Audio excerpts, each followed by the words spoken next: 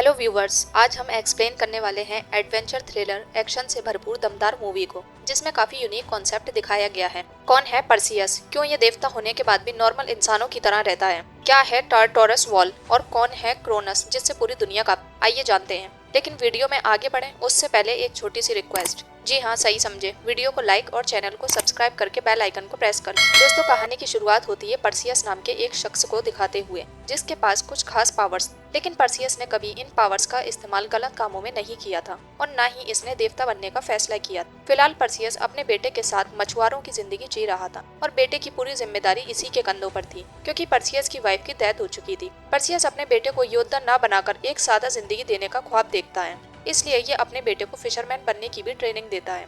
एक रात परसियस के फादर, जो कि एक देवता थे, वो इससे मिलने आते हैं। इनका नाम था ज़ीउस। इमोशनल होकर ये परसियस से कहते हैं कि इंसानों ने देवताओं को पूजना बंद कर दिया है, इसलिए देवताओं की पावर्स भी कम होती जा रही है। देवताओं की पावर्स तब तक ही इनके पास थी जब तक इंसान इनकी प्रेयर्स करते थे। इसलिए ज़ीउस को डर था कि अगर पूरी मानव सभ्यता ने इनकी प्रेयर्स करना छोड़ दिया तो कहीं इनकी रचना भी खत्म न हो जाए और सभी इंसान मारे जाएं। इसी बीच भूकंप की लहर उठने लगती है, जिस पर ज़ीउस परसियस से कहते हैं कि सभी शैतान, दानव, जितनी भी नेगेटिव पावर्स हैं, उन्हें एक दीवार के अंदर कैद कर रखा गया है, जिसे टारटोरस की दीवार कहा जाता है। ये दीवार उस दिन पूरी तरह से टूट जाएगी जिस दिन देवताओं की पूरी शक्तियां खत्म हो जाएंगी। धीरे धीरे देवताओं की पावर्स के साथ ये दीवार टूट रही थी। ज़ीउस कहते हैं कि दीवार टूटते ही मेरे फादर क्रोनोस भी आजाद हो जाएंगे और पूरी दुनिया को तबाह कर देंगे। ज़ीउस इस तबाही को रोकने के लिए परसियस की हेल्प मांगते हैं, लेकिन परसियस अपने बेटे की जान बचाने के लिए इस सब चीजों में न उलझकर अपने फादर की हेल्प करने से इनकार कर देता है और ज़ीउस खाली हाथ और उदास मन से यहाँ से चले जाते हैं। इसके बाद ज़ीउस अपने बेटे और भाई को लेकर हेल के देवता से मिलने जाते हैं ताकि उनसे मदद मांग सकें। इसका नाम था हेडिस। ज़ीउस इसे वापस से टारटोरस की वॉल को बनाने के लिए कहते हैं, लेकिन हेडिस साफ मना कर देता है। इसी दौरान ज़ीउस का बेटा एरिस भी हेडिस के साथ मिलकर अपने फादर और अंकल पर अटैक कर उन्हें हेल में कैद कर देता है और ज़ीउस देवता के कैद होने के बाद टारटोरस वॉल और तेजी से टूटने लगती है और दो मुंह वाला ड्रैगन बाहर आ जाता है और सीधा परसियस के टाउन पर अटैक कर देता है। परसियस अपने टाउन में हो रही हलचल को देख जल्दी से अपने घर आ जाता है और अपने बेटे समेत सभी लोगों को बचाने के लिए अपनी देवता वाली तलवार बाहर निकाल लेता है और ड्रैगन पर ताबड़तोड़ हमला करना शुरू कर देता है। ड्रैगन भी जमकर परसियस के साथ फाइट करता है, पर आखिरकार परसियस ड्रैगन को मौत की नींद सुलाकर सबको बचा लेता है। इस फाइट की वजह से परसियस को काफी चोट आती है और ये टाउन की एक लेडी के पास जाकर उससे अपना इलाज करवाता है। ट्रीटमेंट के दौरान ये लेडी परसियस से कहती है कि तुम इंसान के रूप में देवता हो, तुम्हें इस दुनिया को बचाना चाहिए। इस पर परसियस बताता है कि मैं ऐसा नहीं कर सकता, क्योंकि मैंने मरने से पहले अपनी वाइफ को प्रॉमिस किया था कि मैं अपने बेटे की हिफाजत करूंगा।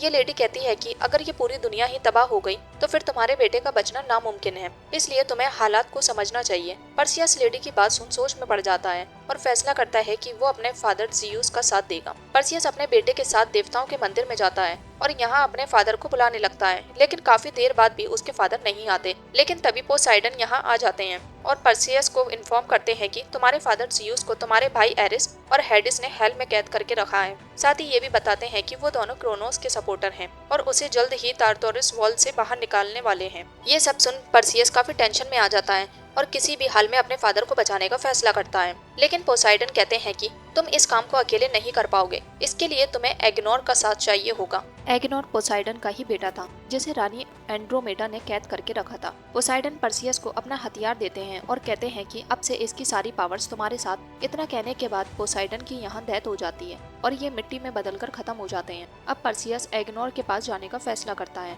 और अपने बेटे को अपने करीबी लोगों के पास छोड़ जाता है। एग्नोर तक पहुँचने के लिए परसियस अपने उड़ने वाले घोड़े का सहारा लेता है और जल्द ही रानी एंड्रोमेडा के महल पहुंच जाता है। रानी एंड्रोमेडा को परसियस ने पहले एक राक्षस से भी बचाया था, इसलिए ये परसियस को वापस सामने देखकर बहुत खुश होती है। परसियस रानी से इजाजत लेकर पोसाइडन के बेटे एग्नोर से मिलने जाता है और इसे बताता है कि मैं ज़ीउस यानी तुम्हारे अंकल का बेटा हूँ और मुझे पोसाइडन ने तुम्हारे पास भेजा है ताकि तुम मेरे साथ मिलकर देवताओं को, इस दुनिया को बचाने में मदद करो। इतना सुनते ही एग्नोर गुस्से में आ जाता है और परसियस को यहाँ से जाने का कहता है। दरअसल पोसाइडन और एग्नोर के बीच रिश्ते कुछ अच्छे नहीं थे, लेकिन जब परसियस इसे पोसाइडन की मौत के बारे में बताता है तो एग्नोर काफी दुखी होता है और सभी गिले शिकवे दूर कर परसियस की मदद करने के लिए राजी हो जाता है। अब ये दोनों उस शख्स की तलाश में जुट जाते हैं जिसने तारतोरस की वॉल का नक्शा बनाया था। इस मिशन में परसियस के साथ एग्नोर, उसका भाई और रानी एंड्रोमेडा और उसके सैनिक सभी शामिल होते हैं और जहाज पर सवार होकर 7 समुद्र पार उस शख्स को ढूंढने के लिए एक साथ निकल पड़ते हैं।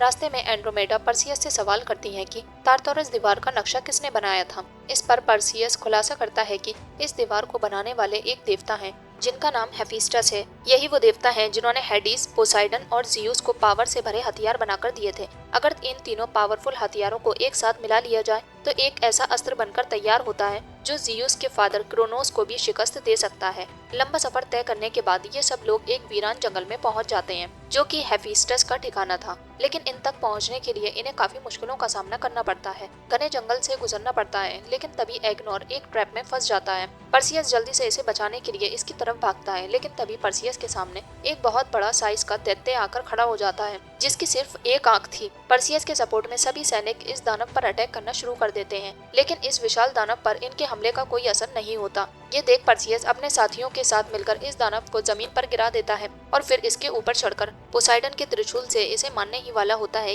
कि इतने में इस दानव के और साथी यहाँ आ जाते हैं और जब परसियस के हाथ में पोसाइडन का त्रिशूल देखते हैं तो परसियस के सामने अपना सर झुका लेते हैं और इन लोगों को मारने की बजाय अब इनका साथ देते हैं। ये दानव इन लोगों को देवता हेफिस्टस के पास लेकर पहुँचते हैं। परसियस हेफिस्टस से मिलकर उन्हें पूरी बात बताता है कि हेडिस ने जियूस को हेल में कैद करके रखा हुआ है और पोसाइडन देवता की भी डेथ हो चुकी है। परसियस हेफिस्टस से कहता है कि आप ही हमारी हेल्प कर सकते हैं, लेकिन हेफिस्टस इसकी किसी भी तरह की मदद करने से इनकार कर देते हैं क्योंकि पोसाइडन का मरना और जियूस का कैद होना संकेत था कि अब दुनिया डिस्ट्रॉय होने वाली है। परसियस देवता होने के नाते हेफिस्टस से हेल्प करने की जिद करने लगता है और यहाँ गुस्से में हेफिस्टस बताते हैं कि मैं पहले देवता था, लेकिन जब मैंने हेडिस के लिए हथियार बनाया तो तुम्हारे फादर जियूस और अंकल पोसाइडन ने मेरी पावर्स को छीन लिया और तब से मैं एक मामूली इंसान हूँ। आगे हेफिस्टस खुलासा करते हैं कि इस वक्त जियूस जरूर तारतोरस की वॉल में मौजूद होंगे और फिर सीन शिफ्ट होता है जियूस पर जो आग में जल रही नरक की दुनिया में कैद थे और क्रोनोस जियूस से उसकी पावर ले रहा था। इधर हेफिस्टस कहते हैं कि मैंने जब तारतोरस वॉल को बनाया था तो साथ ही उस वक्त एक सीक्रेट रास्ता भी बनाया था जिसके जरिए अब हम तारतोरस की वॉल के अंदर एंटर कर सकते हैं, लेकिन इसके लिए तारतोरस वॉल की तरफ जाना था। इसलिए अब हेफिस्टस, परसियस और इसके सभी साथी तारतोरस वॉल की तरफ निकल पड़ते हैं और कुछ देर का सफर तय करने के बाद ये लोग अपनी मंजिल के पास पहुंच जाते हैं। जैसे ये लोग यहाँ पहुँचते हैं तो एरिस इन पर हमला कर देता है और फिर शुरू होती है एरिस और परसियस के बीच जंग। अब क्योंकि एरिस युद्ध का देवता था इसलिए ये परसियस पर भारी पड़ने लगता है। परसियस भी एक वक्त पर हिम्मत हार जाता है और बाकी सभी लोगों को भी एरिस शिकस्त दे देता है, लेकिन इस बीच हेफिस्टस सीक्रेट रास्ते तक पहुंच जाते हैं और फिर परसियस, एग्नोर और एंड्रोमेडा तीनों भी सीक्रेट रास्ते के जरिए तारतोरस वॉल के अंदर आ जाते हैं। ये तीनों तो अंदर चले जाते हैं, लेकिन एरिस हेफिस्टस को पकड़कर उन्हें बेरहमी से मौत के हवाले कर देता है। इधर ये तीनों हेफिस्टस के दिए गए मैप के जरिए आगे बढ़ते हैं। दूसरी तरफ हम जियूस को देखते हैं जो अपनी आखिरी सांसें गिन रहे थे, इसलिए जियूस अपने भाई हेडिस से माफी मांगते हैं क्योंकि इन्होंने ही हेडिस को हेल की दुनिया दी थी। हेडिस भी अपने भाई जियूस को माफ कर देता है। इतने में यहाँ जियूस का बेटा एरिस आकर हेडिस पर अटैक कर देता है। एरिस के पास बहुत सी पावर्स थी, इसलिए हेडिस की भी इसके सामने हिम्मत टूट जाती है। एरिस जल्दी से एक खास हथियार से हेडिस को मारने के लिए आगे बढ़ता है, लेकिन जियूस एरिस को रोक देते हैं और कहते हैं कि तुम मेरे सामने मेरे भाई हेडिस को नहीं मार सकते हो। जियूस की बात सुन हेडिस के दिल में जियूस के लिए इज्जत और प्यार दोनों बढ़ जाता है और फिर हेडिस हिम्मत करके एरिस का सामना करते हैं और दोनों के बीच जोरदार फाइट शुरू हो जाती है। लड़ते लड़ते दोनों हेल की एक गहरी खाई में गिर जाते हैं। इसी बीच परसियस भी अपने सभी साथियों के साथ जियूस के पास आ जाता है और जब अपने फादर जियूस को इस दर्दनाक जख्मी हालत में देखता है तो हैरान रह जाता है। जियूस की सारी शक्तियां खत्म हो चुकी थी, इसलिए ये काफी कमजोर हो गए थे। परसियस जल्दी से जियूस को आजाद कर यहाँ से ले जाने लगता है, लेकिन इनके जाने से पहले ही एरिस यहाँ आकर इन पर हमला कर देता है। लेकिन हेडिस जल्दी से आकर एरिस को रोक कर उसका सामना करता है और जियूस और परसियस को यहाँ से निकलने में मदद करता है। पर एरिस भी इतनी आसानी से हार मानने वाला नहीं था, इसलिए यह हेडिस से उसका हथियार छीन कर जियूस की तरफ निशाना लगाता है और यह हथियार जियूस की कमर में जाकर लगता है। इसके बाद एरिस जियूस को काबू करने के लिए इसकी तरफ बढ़ने लगता है, लेकिन जियूस पोसाइडन और हेडिस का हथियार मिलाकर एक खतरनाक अस्त्र बना लेते हैं। दोनों हथियारों की शक्तियां जैसे ही आपस में टकराती हैं, एक जोरदार धमाका होता है और ये सभी नर्क की दुनिया से बाहर निकल आते हैं और रानी एंड्रोमेडा के राज्य में चले जाते हैं, जहाँ जियूस की हालत बहुत खराब थी। जियूस परसियस का शुक्रिया करते हैं और इसे बताते हैं कि तुम्हें इस दुनिया को बचाना है और इसके लिए तुम्हें तीनों हथियारों को मिलाना होगा। परसियस के पास 2 हथियार तो थे, लेकिन एरिस के पास मौजूद जियूस के हथियार को पाना अभी इसका मकसद था। यह टेलीपैथी के जरिए एरिस को चुनौती देता है कि अगर तुम मुझसे ज्यादा पावरफुल हो तो मुझसे मुकाबला करो। एरिस चैलेंज एक्सेप्ट कर परसियस का सामना करने आ जाता है और दोनों के बीच जोरदार फाइट होती है। इधर हमें क्रोनोस को दिखाया जाता है जो अब टारटोरस वॉल से बाहर निकलकर दुनिया में आ गया था और तबाही मचाते हुए आगे बढ़ रहा था। एंड्रोमेडा के सैनिक दुश्मन का सामना करते हैं और इस तरह एक भयानक जंग का आरंभ हो जाता है। दूसरी तरफ हम हेडिस को देखते हैं जो अपने भाई जियूस के पास आता है, लेकिन जियूस बेहोशी की हालत में होते हैं, इसलिए हेडिस इन्हें अपनी कुछ पावर्स दे देता है